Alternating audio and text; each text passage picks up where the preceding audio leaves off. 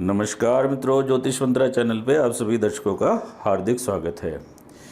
हमने एक वीडियो बनाया था काल सर्प दोष, आज की ज्योतिष दुनिया का सबसे बड़ा फ्रॉड, जिसे बेहद पसंद किया गया। मैं उसके लिए आपका हार्दिक आभारी हूँ। जब सारे ग्रह राहु और केतु के एक ही साइड में आ जाते हैं तो तथाकथित काल सर्प दोष का निर्माण होता है। मैं इसे तथाकथित काल सर्प दोष इसलिए कह रहा हूँ कि ज्योतिष के किसी भी प्रमाणिक ग्रंथ में इसका कोई जिक्र नहीं किया गया है। यह आज के ज्योतिषियों द्वारा एक व्यक्ति के मन में भय पैदा करके एक ठगने की विद्या है। काल सर्प दोष किसी की कुंडली में जब बताया जाता है तो जातक घबरा के हजारों और लाखों रुपए की पूजा कराने को तैयार हो जाता है। आज के वीडियो में हम चर्चा करेंगे कुछ प्रसिद्ध हस्तियों की जिनकी कुंडलियों में काल सर्प दोष बन रहा है। तो अगर काल सर्प दोष इतना बुरा होता तो ये जो हस्तियों का मैं जिक्र करने जा रहा हूँ ये इतनी महान कैसे होती। तो हम सर्वप्रथम चर्चा करेंगे धीरू भाई अंबानी की कुंडली पे। धीरू भाई अंबानी जो है 20वीं सदी के भारत के एक प्रसिद्ध उद्योगपति हुए हैं। मैं इनके बहुत ज़्यादा विवरण में नहीं जाऊंगा क्योंकि एक चिरपरिचित चेहरा रहे हैं धीरू भाई अंबानी। तो हम जानेंगे कि काल सर्प दोष के बावजूद उन्होंने इतनी तरक्की क्यों की। अगर काल सर्प दोष इतना ही जो है डरावना होता, इतना ही अशुभ फलदायक होता तो वो इतनी तरक्की क्यों कर पाए। आइए हम चर्चा करते हैं धीरू भाई अंबानी की कुंडली पे। यह है 20वीं सदी के प्रसिद्ध उद्योगपति धीरू भाई अंबानी की कुंडली। इनकी कुंडली में राहु तीसरे भाव में है, केतु 9वें भाव में है, सारे ग्रह राहु केतु के मध्य है। इसलिए इस कुंडली में काल सर्प दोष का निर्माण हो रहा है, तथाकथित काल सर्प दोष का निर्माण हो रहा है। मैं तथाकथित इसलिए कह रहा हूँ क्योंकि किसी भी प्रमाणिक ग्रंथ में, ज्योतिष के किसी भी प्रमाणिक ग्रंथ में काल सर्प दोष का जिक्र नहीं किया गया है। तो आइए जानते हैं कि इनकी कुंडली में ऐसे कौन से योग है जो इतने प्रसिद्ध उद्योगपति हुए। मैं फिर से रिपीट कर दूं, काल सर्प दोष कुछ नहीं होता है। अगर हमारी कुंडली में अच्छे राजयोग और धन योग बन रहे हैं तो हमें सफलता जरूर मिलेगी, और अच्छे योग नहीं बन रहे तो हमें असफलता जरूर मिलेगी, हमारे जीवन में कठिनाइयाँ जरूर आएंगी। उसका काल सर्प दोष से लिंक करना ठीक नहीं है। तो यह धनु लगन की कुंडली है। लग्नेश गुरु और चतुर्थेश गुरु दशम भाव में है, तो लगन और चतुर्थ भाव के स्वामी गुरु का संबंध दशम भाव से हुआ। गुरु 7वीं दृष्टि से अपने चौथे घर को देख रहा है, तो हाउस ऑफ रेजिडेंस होता है ये। तो गुरु की हाउस ऑफ रेजिडेंस पे दृष्टि होने से इन्होंने अनेक प्रॉपर्टीज़ का निर्माण किया। गुरु की दृष्टि धन भाव पे है, शनि पे है और धन भाव पे भी है। और शनि जो है द्वितीय भाव में स्वराशि का है, हम कह सकते हैं धनेश शनि धन भाव में है। और शनि की भी तीसरी दृष्टि जो है चौथे भाव पे हाउस ऑफ रेजिडेंस पे है। शनि जो है पेट्रोलियम का और मिनरल्स का, इन सब का कारक ग्रह है, और इसकी दृष्टि चौथे घर पे होने से और गुरु की दृष्टि चौथे घर पे होने से इन्होंने अनेक इंडस्ट्रीज़ का निर्माण किया। तो शनि की यहाँ पे दृष्टि आ रही है, एक अच्छी बात है। और गुरु की तो है, गुरु 7वीं दृष्टि से अपने भाव को देख रहा है। इसके बाद हमने ये डिस्कस कर लिया है, धन भाव का स्वामी धन भाव में है, बड़ी अच्छी बात है। पंचम भाव का स्वामी और द्वादश भाव का स्वामी मंगल जो है 9वें भाव में केतु के साथ है। जब भी राहु केतु केंद्र और त्रिकोण में होते हैं और जो केंद्र या त्रिकोण के स्वामियों के साथ होते हैं तो शुभ फलदायक होते हैं। तो यहाँ पे मंगल जो है केतु के साथ अच्छे फल देगा। और ये पंचम का स्वामी जो 9वें भाव में है तो ये अपने आप में एक योग कारक हो जाता है। तो मंगल की स्थिति 9वें भाव में एक राजयोग बना रही है, और इस मंगल की दृष्टि भी यहाँ पे 7वीं दृष्टि आ रही है, यहाँ पे 8वीं दृष्टि। तो चौथे भाव पे 3 ग्रहों की दृष्टि आ रही है, गुरु की, शनि की और मंगल की। इसलिए इन्होंने अनेक उद्योग धंधे खड़े किए। ये एक बहुत अच्छा योग बन रहा है।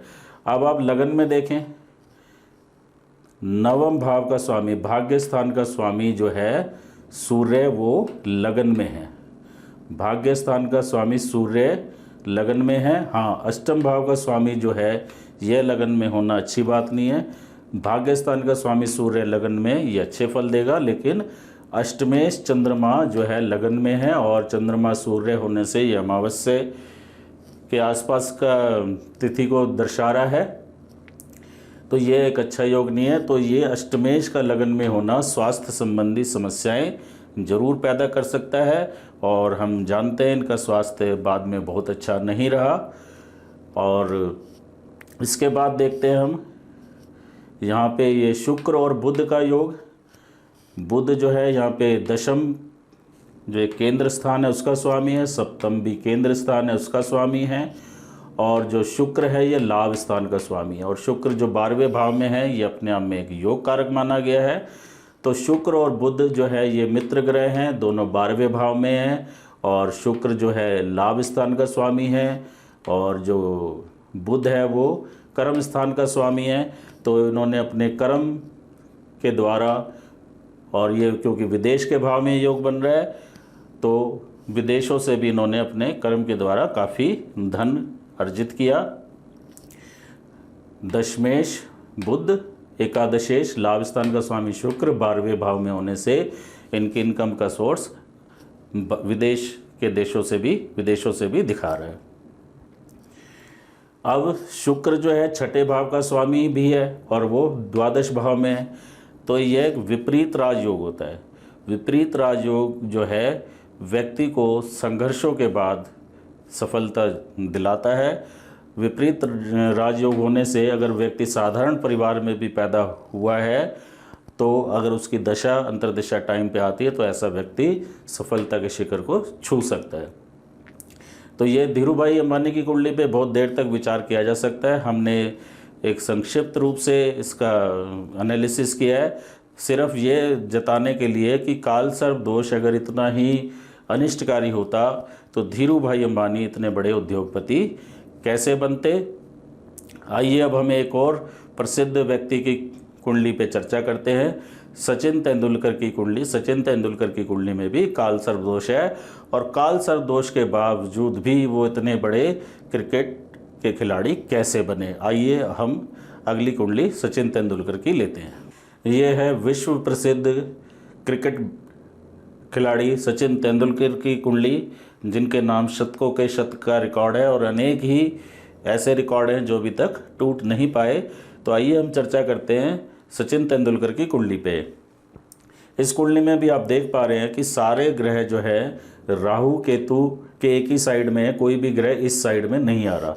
तो इस कुंडली में भी जो है तथाकथित काल सर्प दोष का निर्माण हो रहा है। मैं फिर से रिपीट कर दूं, तथाकथित मैं इसलिए कह रहा हूं कि काल सर्प दोष ज्योतिष के किसी भी प्रमाणिक ग्रंथ में नहीं दिया गया।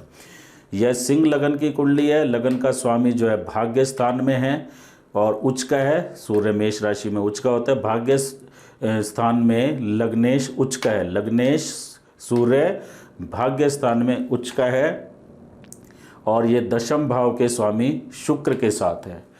तो लग्नेश का संबंध यहाँ दशम भाव के स्वामी के साथ बना, और बना कहाँ भाग्य स्थान में। तो एक अति उत्तम राजयोग है, और सूर्य भाग्य स्थान में उच्च का होने के कारण इनकी प्रसिद्धि विश्व में बहुत फैली। ये विश्व प्रसिद्ध खिलाड़ी बने उच्च के सूर्य के भाग्य स्थान में होने के कारण, और क्योंकि वो लग्नेश भी है और दशमेश के साथ भी है। तो दशमेश शुक्र भाग्य स्थान में उच्च के सूर्य होने के कारण इनके जो कर्म थे उनके कारण इनकी कीर्ति विश्व में चारों तरफ फैली। अब आप और योग देख सकते हैं। गुरु यहाँ पे 6ठे भाव में नीच का है। 3, 6, 11 में नीच का ग्रह अपने आप में एक राजयोग होता है। कभी आप उत्तर कालामृत में पढ़िए। और वैसे भी यहाँ पे इसके साथ उच्च का मंगल है। तो गुरु यहाँ पे 6ठे घर में नीच का है, लेकिन इसमें जो ग्रह उच्च का होता है, मकर राशि में उच्च का ग्रह मंगल होता है। तो गुरु मकर में नीच का है, लेकिन मकर में जो ग्रह उच्च का होता है मंगल उसके साथ है। तो ये नीच भंग राजयोग भी बना रहा है। तो यहाँ पे और मंगल के कहाँ का स्वामी है? मंगल जो है लगन, मंगल भाग्य स्थान और चतुर्थ स्थान। तो जब एक ही ग्रह केंद्र त्रिकोण का स्वामी होता है तो वो योग कारक हो जाता है। नवमेश और चतुर्थेश मंगल 6ठे भाव में उच्च का है, और ये गुरु के साथ है। गुरु यहाँ पे पंचमेश है। तो नवमेश, चतुर्थेश और पंचमेश का संबंध बना 6ठे घर में, और छठे घर में जो है मंगल एक नैसर्गिक पाप ग्रह है, छठे घर में पाप ग्रह अच्छा फल देते हैं। और जो खिलाड़ियों की कुंडली में अगर छठे घर में पाप ग्रह है तो ऐसे खिलाड़ी में संघर्ष की क्षमता बहुत होती है, वो कभी भी विपरीत परिस्थितियों में हार नहीं मानते। तो सभी को पता है सचिन तेंदुलकर कितने जुझारू खिलाड़ी थे। तो यहाँ गुरु और मंगल का योग पंचमेश, चतुर्थेश और नवमेश का योग है। तो ये एक अच्छा राजयोग बन रहा है छठे घर में। छठे घर में होने के कारण संघर्ष करना पड़ा इनको इस राजयोग को प्राप्त करने में। गुरु यहाँ पे अष्टमेश है और छठे भाव में है, तो ये एक विपरीत राजयोग भी बना। तो मैंने आपको बताया था विपरीत राजयोग में व्यक्ति विषम परिस्थितियों से भी जूझ के आगे बढ़ जाता है। धन भाव का स्वामी जो है बुध, वो अष्टम में है। अष्टम में बुध अच्छा माना गया है, क्योंकि अष्टम में बुध है तो ये अष्टम से द्वितीय स्थान को देखता है। अष्टम से बैठ के ये दूसरे स्थान को देख रहा है और दूसरा स्थान इसका स्वयं का स्थान है। दूसरे स्थान में इसकी अपनी राशि है। तो हम कह सकते हैं बुध अष्टम से अपने ही धन भाव को देख रहा है, तो ये एक अच्छा धन योग है। और बुध जो है लाभ स्थान का भी स्वामी है, तो लाभ स्थान का स्वामी बुध धन भाव को देख रहा है, तो एक अच्छा धन योग बना रहा है। यहाँ पे जो शनि है, शनि पे गुरु की दृष्टि है। गुरु पंचमेश है, त्रिकोण का स्वामी। शनि जो है सप्तमेश है, केंद्र का स्वामी। तो केंद्र का स्वामी शनि, गुरु त्रिकोण का स्वामी। शनि और गुरु का जो संबंध है ये केंद्र और त्रिकोण का संबंध हो गया, तो यह भी एक राजयोग हो गया। केतु 11वें भाव में पाप ग्रह होने के कारण एक अच्छा फल देगा, क्योंकि 3, 6, 11 त्रिषडाई में पाप ग्रह अच्छा फल देते हैं। अब जो चंद्रमा का संबंध जो राहु से बन रहा है, चंद्रमा यहाँ द्वादश भाव का स्वामी है, पंचम में, और राहु के साथ भी है। तो पंचम भाव में चंद्रमा और राहु का संबंध जो है ऐसे व्यक्ति को कई बार मानसिक परेशानी भी देता है। कई ऐसे पड़ाव आए इनके जीवन में, कई बार तो ये नर्वस 90 का शिकार हो जाते थे और 90 के से 100 के बीच में ये कई बार आउट हुए, नहीं तो ये शतकों का एक और शतक बना देते। तो इस योग के कारण थोड़ी भी परेशानी हुई। लेकिन प्रत्येक व्यक्ति की कुंडली में कुछ अच्छे योग और कुछ बुरे योग भी बन रहे होते हैं। तो यहाँ पे जो है काल सर्प दोष होने के बावजूद भी इन्होंने काफ़ी तरक्की की। क्योंकि इनकी कुंडली में बहुत अच्छे धन योग और राजयोग बन रहे हैं।